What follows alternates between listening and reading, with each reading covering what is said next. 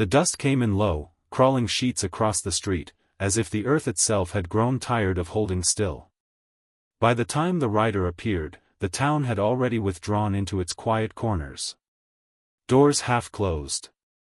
Curtains drawn just enough to see without being seen. The late sun hung crooked over the rooftops, turning everything the color of old brass. He rode in without urgency. The horse was gray with sweat and travel, its flanks darkened, its gait steady but worn. The man in the saddle carried himself loose, as though he'd learned long ago that stiffness wasted strength. His hat was pulled low. A duster hung open over a shirt that had once been white. He did not look left or right. Only when he reached the hitching post outside the saloon did he dismount, slow and deliberate, boots meeting the ground like he meant to stay there. A boy across the street paused mid-step, holding a tin pail. He watched the stranger tie off his reins, watched the way the man's hands moved, calm, practiced, without tremor. "Hey," the boy called. "You passing through?" The man didn't answer right away. He adjusted the saddle strap, checked the horse's mouth, then turned. "Maybe," he said. His voice was low. Dry. The boy nodded like that meant something. Then he ran off, dust kicking up behind him. The man stood there a moment longer, one hand resting on the horse's neck. The animal leaned into it, just slightly. "Easy," the man murmured. Then he pushed through the swinging doors. Inside, the saloon was dim, the air thick with smoke and something sour beneath it. A piano sat in the corner, silent. A few men occupied tables, hunched over glasses. No one laughed. The barkeep glanced up, wiped his hands on a rag. "Drink?" he asked. The cowboy stepped up to the bar. "Whiskey." The glass came without ceremony. He drank half of it in one pull, then set it down. "Town got a name?" he asked. "Dust don't carry names," the barkeep said. "But folks call it Red Hollow." The cowboy nodded once, as if filing that away somewhere he wouldn't need it. "You lookin' for work?" the barkeep added. "Not especially." "Then you picked a poor place to stop." A chair scraped behind him. Someone chuckled. "Or a fine place," another voice said. The cowboy didn't turn. He lifted the glass again. "You heard," the first voice continued. "Auctions tonight." The word hung there. The barkeep's eyes flicked briefly toward the speaker, then back to the man at the bar. "Best you keep your business short," the barkeep said quietly. "Ride on by come morning." The cowboy drank the rest of his whiskey. "Who's being sold?" he asked. No one answered at first. Then the man behind him stood, boots heavy against the floor. "Does it matter?" he said. The cowboy turned. The man was broad, well-fed in a way that didn't come from honest work. A badge sat pinned to his vest, dull and crooked. "Sheriff."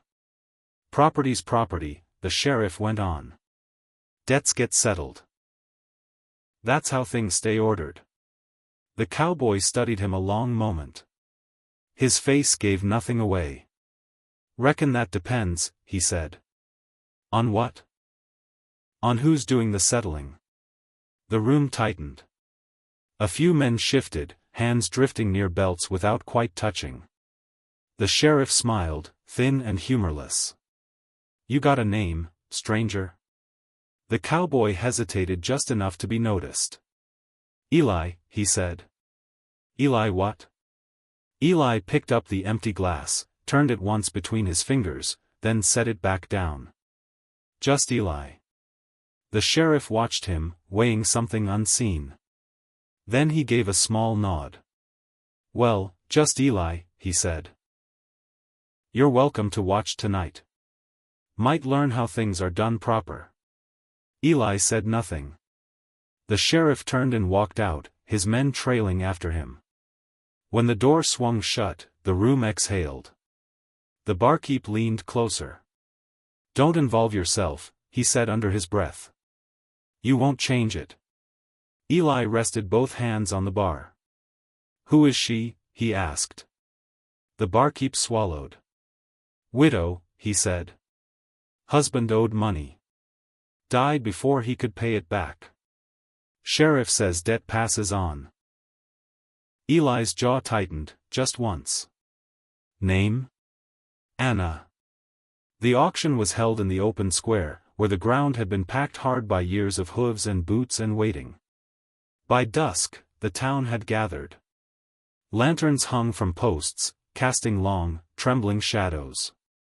The air had cooled, but the dust still lingered, clinging to skin, to breath. Eli stood at the edge of it, half in shadow. At the center, a wooden platform had been set up. The sheriff stood atop it, hat in hand, voice carrying across the crowd. Fair and lawful settlement, he announced. Debt owed, debt due. 2 men brought her forward. Anna did not struggle. Her dress was plain, once blue, now faded and worn thin at the sleeves. Her hair had been tied back, though strands had come loose, catching the light. There was dirt on her cheek. Or maybe it was bruising. She looked out at the crowd without pleading. That was what struck Eli first. No begging. No tears.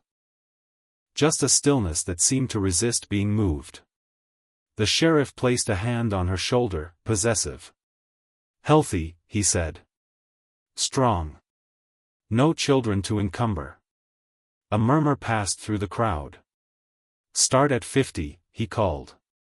A man near the front raised his hand. 50. Another voice, 70. The numbers climbed, casual as conversation. Eli felt something stir in his chest, something old and unwelcome. He shifted his weight, eyes fixed on her. At 90, the bidding slowed. At 100, it stopped. The sheriff looked around. No higher, he asked. Silence. Anna's gaze moved then, just slightly, scanning faces. It passed over Eli. For a moment, nothing happened. Then it returned. Their eyes met. There was no recognition. No hope. Only a question she did not speak. Eli stepped forward.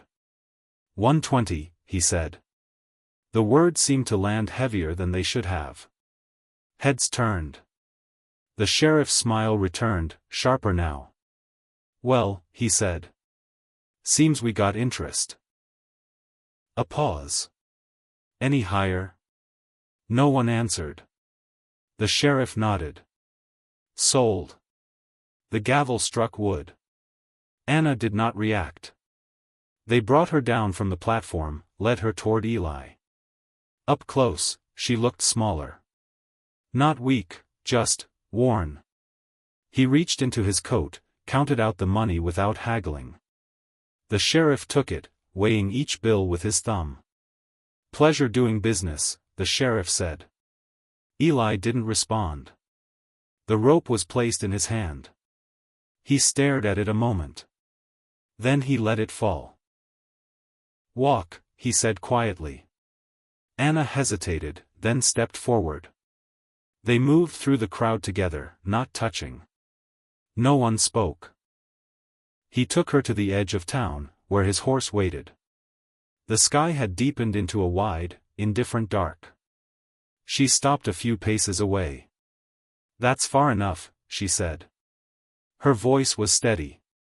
Eli turned. You're free, he said. She didn't move. Men don't spend $120 on freedom, she said. Some do. She studied him, searching for something. And what do you get? She asked. Eli looked past her, out toward the open land. Nothing, he said. The word hung there. She shook her head slightly. No one gets nothing. He considered that. Then he reached into his saddlebag, pulled out a small pouch. There's some money, he said. Enough to get you west. Or wherever you aim to go. He held it out. She didn't take it.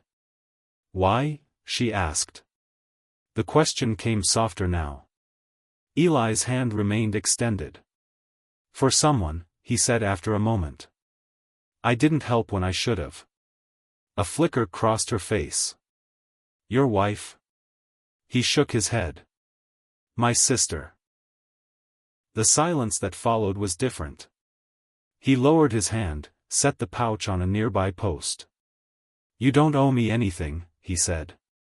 She stepped closer, just enough that the lantern light touched her eyes. And if I say I don't want to run? She asked. Eli frowned. This place will kill you slow, he said. Maybe, she said. But running don't always save you. He met her gaze. For the first time, there was something like heat in it. What do you want? He asked. She looked back toward the town, where faint voices still drifted on the air. I want him to answer, she said. Eli followed her gaze. The sheriff's office stood lit, a square of yellow in the dark. That's not a small thing, he said. No, she agreed. Another pause. Then she said, will you help me? Eli closed his eyes briefly. When he opened them, the past had already made its decision. Yes, he said. They went back into town together. This time, no one stopped them. The sheriff's office door creaked as Eli pushed it open. Inside, the sheriff sat at his desk, boots up, a glass in hand. He didn't look surprised. Thought you might come back, he said. Eli stepped in, Anna beside him. You took something that weren't yours, Eli said. The sheriff smiled. I got a receipt says otherwise. Eli's hand rested near his gun, but didn't touch it. Law ain't always right. No, the sheriff said. But it's always mine. The room held still. Then Anna stepped forward. My husband paid half, she said. You know he did. The sheriff's eyes flicked to her. He paid what I allowed, he said. Eli's voice came low. You wrote the debt. The sheriff shrugged. Someone had to. Eli nodded slowly. Then he drew. The sound was sudden, final. The sheriff's glass shattered as the bullet struck his hand. He cried out, stumbling back, chair crashing behind him. Eli stepped closer, gun steady. Get up, he said. The sheriff clutched his bleeding hand, rage breaking through his composure. You'll hang for this, he spat. Maybe, Eli said. He gestured toward Anna. Tell him, he said. She stepped forward, voice firm despite the tremor beneath it. You release the claim, she said. You write it clear. Or he finishes it. The sheriff stared at them both. Something in Eli's face must have convinced him. Because the fight drained, just a little. Slowly, he reached for paper. By dawn, the town had changed. Not loudly. Not in ways anyone would speak of. But the air felt different. Eli stood at the edge once more, horse ready. Anna approached, the paper folded in her hand. It's done, she said. He nodded. You leaving? She asked. Yes. She held out the pouch. I didn't take it, she said. He pushed it back gently. Keep it. She hesitated.